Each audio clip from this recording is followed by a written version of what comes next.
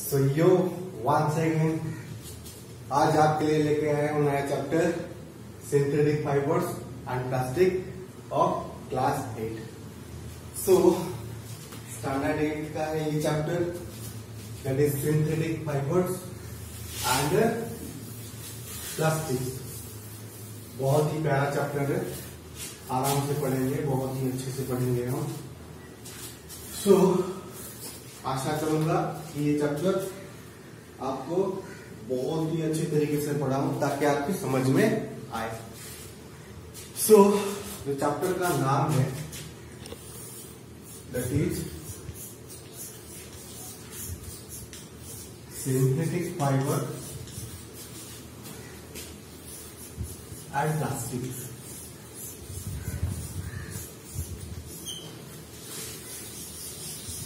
तो जनरली ये चैप्टर हम क्यों पढ़ेंगे? देखो बच्चों, ये चैप्टर पढ़ने का जो हमारा मोटिवेशन है वो ये है कि फाइबर क्या है हम समझें, फाइबर हमको कहां से मिलता है इसको भी हम समझें, और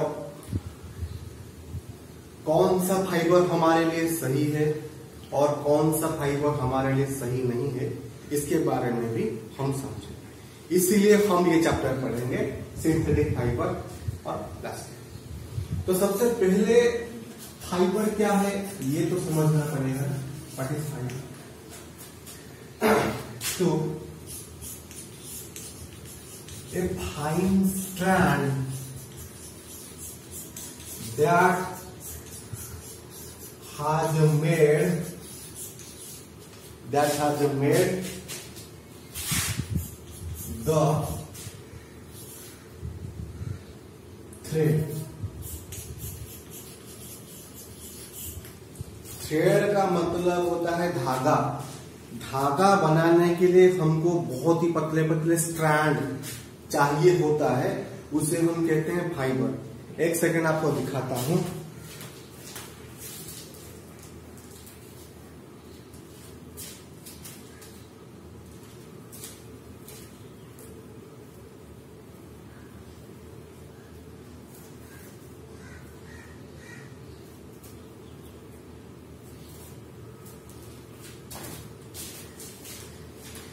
देखो बच्चों,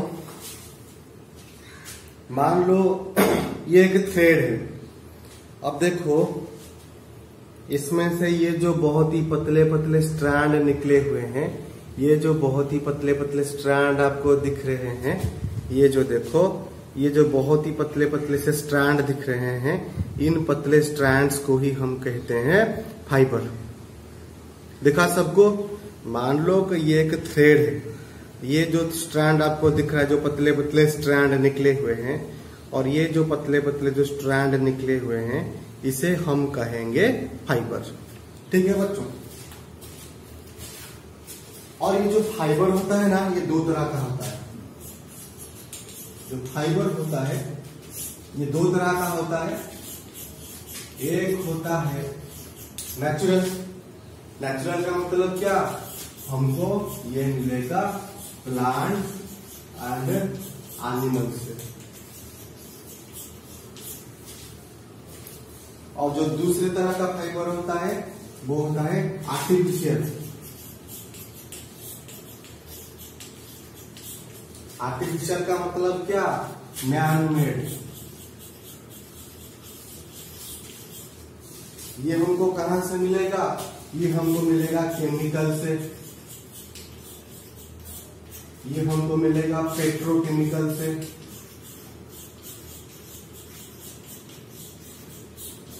ये हमको मिलेगा कोल से। ठीक है? तो फाइबर एक होगा नेचुरल और दूसरा होगा आर्टिफिशियल। नेचुरल हमको मिलेगा प्लांट और एनिमल से, जैसे आपका ऊल ले लो, ये हमको मिलता है एनिमल, तो ये एक नेचुरल फाइबर हो गया। कॉयर ले लो, ये भी एक नेचुरल फाइबर है। जूट ले लो, ये भी नेचुरल फाइबर है। फ्लैक्स ले लो, ये भी एक नेचुरल फाइबर है। हेम्प ले लो, ये भी एक नेचुरल फाइबर होता है। लेकिन जो रेयन है, नायलॉन है, पॉलिस्टर है, एक्रिलिक है, ठीक है, पॉलीकॉट है, पॉलीवूल है, ये नेचुरल फाइबर नहीं होता। ये दीज आर होते हैं, ये सब होते हैं आपके आर्टिफिशियल फाइबर। तो यहां पर एक सवाल ये उठ के आया, अगर हमारे पास नेचुरल फाइबर है तो हम आर्टिफिशियल फाइबर की ओर क्यों जाएंगे? अगर हमारे पास नेचुरल फाइबर है तो हम आर्टिफिशियल फाइबर की ओर क्यों जाएंगे? क्या हमको ऐसी जरूरत पड़ी ताकि तब जाके हमने आर्टिफिशियल फाइबर की ओर देखना शुरू किया? ऐसा क्या हुआ? देखो बच्चों, बात कुछ ऐसी है, जो नेचुरल फाइबर है ये हमारे पास बहुत ही कम मात्रा में होती है। नंबर 2, जो नेचुरल फाइबर होती है उसकी कॉस्ट हाई होती है, बहुत ही ज्यादा होती है। नंबर 3, और जो नेचुरल फाइबर होती है ये बहुत आसानी से टूट जाती है, ठीक है। ये उतना मजबूत नहीं होता, उतना स्ट्रॉन्ग नहीं होता ताकि हम उसे कोई काम में ले सकें। आपने शायद देखा होगा, अगर नहीं देखा तो देख लेना गूगल पे, जो बड़े बड़े जहाज होते हैं जिनकी लंबाई 500 मीटर या 600 या 700 मीटर होती है, बहुत ही बड़े बड़े जहाज को जो पोर्ट में बांधा जाता है वो रस्सी के सहारे, रोप के सहारे बांधते हैं। और ध्यान दो बच्चों, वो जो रोप होता है ना, वो रोप आर्टिफिशियल फाइबर होता है, ये नेचुरल नहीं होता। अगर नेचुरल होगा तो वो टूट जाएगा, तो जहाज को हम बांध के नहीं रख पाएंगे। बहुत ही बड़ा जहाज है, उसका वजन तो बहुत बहुत ज्यादा होगा, है कि नहीं। और जो पैराचूट, जिससे कोई आदमी ऊपर से नीचे कूदता है, पैराचूट, ये पैराचूट भी बनता है किससे बच्चों? ये पैराचूट भी बनता है आर्टिफिशियल फाइबर से। अगर नेचुरल फाइबर से हम बनाते तो मान लो आपने एक पैराचूट ऐसा लिया है जो नेचुरल फाइबर से बना, अगर बीच रास्ते में अगर ये टूट जाता तो क्या होता? हम तो हॉस्पिटल में पड़ते, ठीक है नहीं। तो ये है कुछ वजह जिसकी वजह से हमने नेचुरल फाइबर को छोड़ के आर्टिफिशियल फाइबर की ओर जाना शुरू किया। तो ठीक है, तो यहाँ पर हमने फाइबर को समझा और फाइबर कितनी तरह का है इसको भी समझा, और नेचुरल को छोड़ के हमने आर्टिफिशियल की ओर क्यों जाना शुरू किया इसको भी समझा। नेचुरल फाइबर कहाँ से हमको मिला इसको भी देखा, और मैनमेड फाइबर हमको कहाँ से मिला इसको भी देखा। अब आगे चर्चा करेंगे।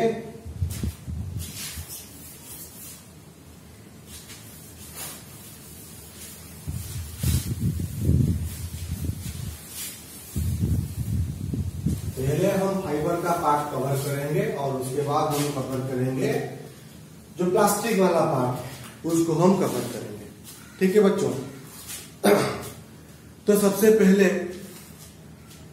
हम यहाँ पे एक बात को समझेंगे, वो है पॉलीमराइजेशन।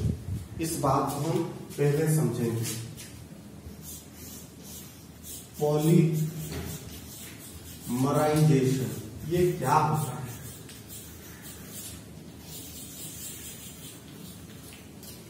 देखो बच्चों ध्यान से, पॉलीमराइजेशन क्या होता है? मान लो आप एक गोल्ड का चेन बना रहे हो, मान लो कि आप एक गोल्ड का चेन बना रहे हो, ठीक है। जो गोल्ड का चेन आप बनाओगे तो वो कुछ ऐसे ऐसे करके बनेगा,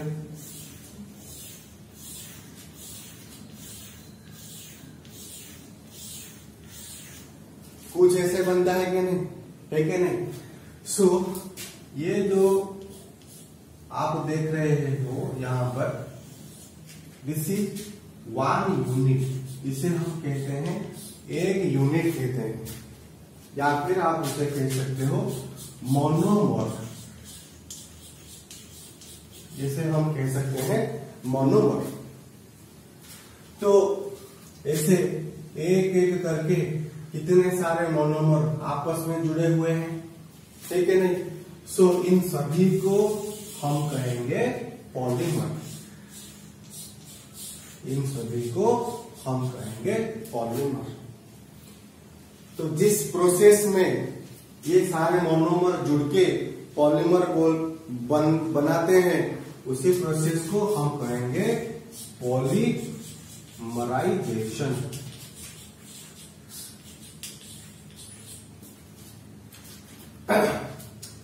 अब ध्यान दो थोड़ा सा, हम सिंथेटिक फाइबर के बारे में पढ़ रहे हैं। ये सिंथेटिक फाइबर है तो इसका मतलब ये है कि इसमें कुछ एलिमेंट्स तो होंगे, कुछ कंपाउंड्स तो होंगे। ऐसा तो नहीं है कि ये बन गया, ऐसा तो नहीं है कि ये बन गया, इसमें कुछ एलिमेंट्स होंगे, कुछ कंपाउंड्स होंगे।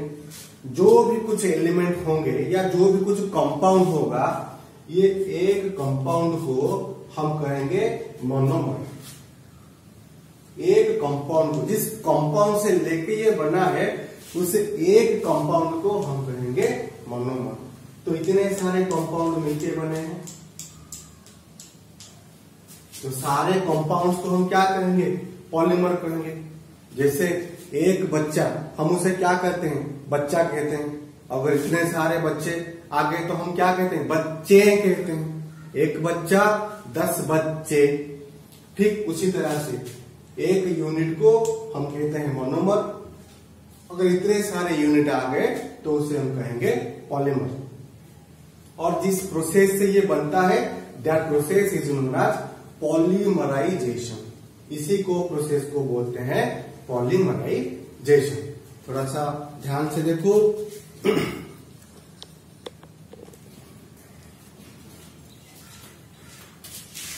सो पॉलीमर, पॉली का मतलब होता है मेनी और मॉर का मतलब होता है यूनिट, ठीक है।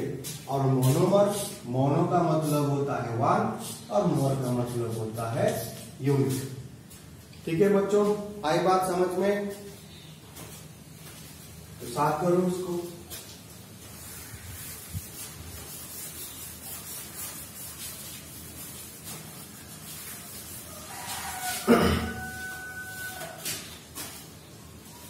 अब हम जो पहला हमारा सिंथेटिक फाइबर है, उसके बारे में हम अपनी चर्चा जारी रखेंगे और उसका नाम है रेयॉन। उसका नाम है रेयॉन।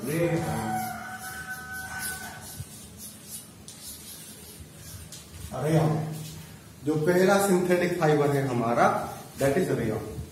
रेयॉन को हम बोलते हैं आर्टिफिशियल सिल्क। रेयॉन को हम बोलते हैं आर्टिफिशियल सिल्क। और ये बनता किससे है? ये बनता है वुड पल्प और उसमें मिलाते हैं सोडियम हाइड्रोक्साइड।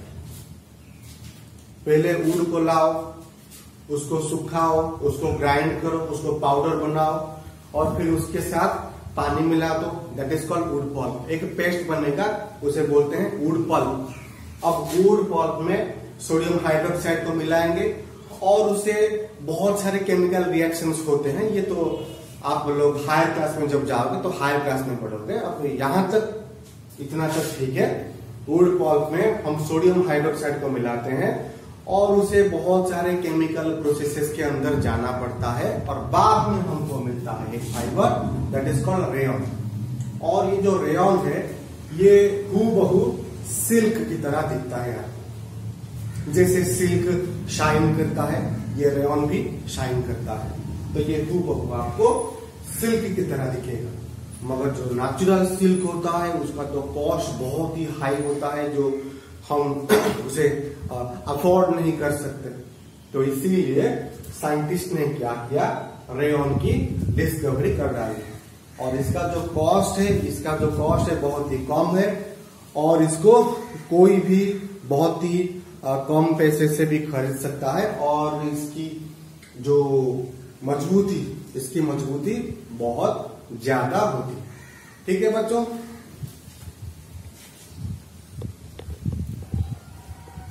और इसका जो इस्तेमाल है हम कपड़े बनाने में, साड़ी बनाने में, डोर स्क्रीन बनाने में, बेडशीट बनाने में भी इसका बहुत इस्तेमाल करते हैं। ठीक है, तो ये होता है आपका रेयॉन। और जो नेक्स्ट रेयॉन के बाद आएगा दैट इज नायलॉन। कहा जाता है नायलॉन की जो डिस्कवरी हुई थी वो एक साथ हुई थी न्यूयॉर्क और लंदन में, इसीलिए इसका नाम दिया गया नायलॉन। ठीक है, सो नायलॉन बनता कैसे बच्चों, थोड़ा ध्यान से देखना। नायलॉन कैसे बनता है, ये जनरली आपको मिलेगा कोल से, वाटर से और एयर से। कोल,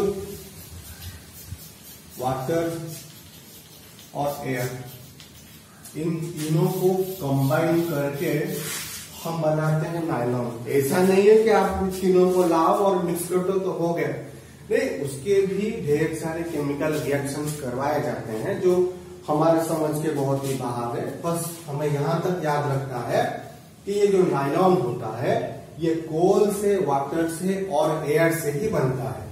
ठीक है, और इसके यूजेस भी बहुत है। ये बहुत ही मजबूत होता है, इससे आप टूथब्रश बनाते हो, गाड़ियों का जो सीट बेल्ट होता है इससे बनता है, इससे हम सॉक्स बनाते हैं, रस्सी बनाते हैं, पर्दे बनाते हैं नायलॉन से, और नायलॉन के कपड़े भी आते हैं। ठीक है, और इसकी जो रस्सी होती है ये बहुत ही मजबूत होती है, बहुत ही स्ट्रांग होती है, दैट इज नायलॉन। तो तकरीबन सारे नायलॉन हो, रेयॉन हो, ये सब मजबूत होते हैं, तकरीबन सारे बहुत ही मजबूत होते हैं। और इनकी जो कपड़े होते हैं ना, इनपे इजीली रिंकल्स नहीं आते। आपने शायद मान लो एक कॉटन का एक शर्ट पहना है तो उसमें जल्दी से रिंकल आ जाते हैं, जल्दी से वो मुड़ जाता है, सिकुड़ जाता है, टेढ़ा मेढ़ा हो जाता है। मगर ये जो सिंथेटिक फाइबर होते हैं इनमें इजीली रिंकल्स नहीं आते। अब जैसे मैंने ये जो पहना ये भी सिंथेटिक है, इसमें रिंकल्स नहीं आते, मतलब इसको मुझे प्रेस करना नहीं पड़ता, ये हमेशा सीधा ही रहता है। अगर ये कॉटन का होता तो मुझे इसे हर रोज प्रेस करना पड़ता, मगर यहाँ पे ऐसा नहीं है, ये जल्दी सूख भी जाता है और ये बहुत मजबूत भी है, जल्दी सूख भी जाता है। अगर गीला हो गया तो कोई टेंशन नहीं है, जल्दी सूख जाता है। मगर इसका जो डिमेरिट है, डिसएडवांटेज है, वो ये है अगर आप कॉटन का कोई कपड़ा पहनते हो, जो कॉटन होता है वो मॉइस्ट को, स्वेट को एब्जॉर्ब करेगा, आपको ठंडक देगा, मगर ये मॉइस्चर को, स्वेट को एब्जॉर्ब नहीं करेगा, आपको बिल्कुल ठंडक नहीं देगा। अगर कॉटन का कपड़ा आप पहने हो तो कॉटन के कपड़े के थ्रू एयर पास करेगी, इसके थ्रू एयर अंदर जाएगी, मगर इसके थ्रू एयर अंदर नहीं जाएगी। तो जितना ज्यादा पसीना आएगा आपको उतना ज्यादा गर्मी लगेगी। मगर अगर आपने कॉटन का पहना होता तो जितना ज्यादा एयर जाता आपको उतनी ठंडी लगती। ठीक है बच्चों, तो ये रहा नायलॉन का पार्ट। ठीक है, अब नेक्स्ट आता है पॉलिस्टर। पॉलिस्टर देखो बच्चों, ये दो वार्ड से मिलके बना है, एक होता है पॉली और दूसरा होता है ईस्टर। पॉली का मतलब होता है मेनी और ईस्टर का मतलब क्या है बच्चों, अगर कभी आपने इथानोइक एसिड, जिसको हम बोलते हैं विनेगर, अगर आपने इथानोइक एसिड को रिएक्शन करवाया इथाइल अल्कोहल के साथ, जब इथानोइक एसिड जिसको बोलते हैं विनेगर, इसका रिएक्शन आपने करवाया इथाइल अल्कोहल के साथ, तब आपको एक दूसरा कंपाउंड मिलेगा, उसे हम कहते हैं ईस्टर। ये बहुत ही खुशबूदार होती है, फूलों में मौजूद होती है ये कंपाउंड, जिससे फूलों से एक सुगंध आती है, और फ्रूट्स वगैरह जो होते हैं उनमें जो स्मेल आती है, फ्रूट से जो स्मेल आती है वो इसके वजह से आती है। ठीक है बच्चों, सो इस ईस्टर से हम एक बनाते हैं सिंथेटिक फाइबर जिसका नाम है क्या, इसका नाम है पॉलिस्टर। इससे भी पॉलिस्टर के कपड़े आते हैं, पॉलिस्टर के साड़ी आती है, पॉलिस्टर के सॉक्स, मैट्स, कॉटन, बेडशीट्स, सब कुछ हम पॉलिस्टर से बनाते हैं। और ये भी बहुत ही मजबूत होती है। इसकी जो प्राइस है, इसकी प्राइस भी बहुत ही कम होती है, तो इसीलिए हम उसे काम में लेते हैं। और जो आपने प्लास्टिक का बोतल देखा होगा, ये भी बनता है एक तरह का पॉलिस्टर से बनता है, जिसे हम बोलते हैं PET। ठीक है, ये भी एक पॉलिस्टर से बना होता है। सो यहां तक हमने देखा रेयॉन, नायलॉन और पॉलिस्टर के बारे में। ठीक है, तो यहां तक आपको समझ में आई, तो नेक्स्ट क्लास में हम अपनी पढ़ाई को जारी रखेंगे। तब तक के लिए कीप लर्निंग, बाय।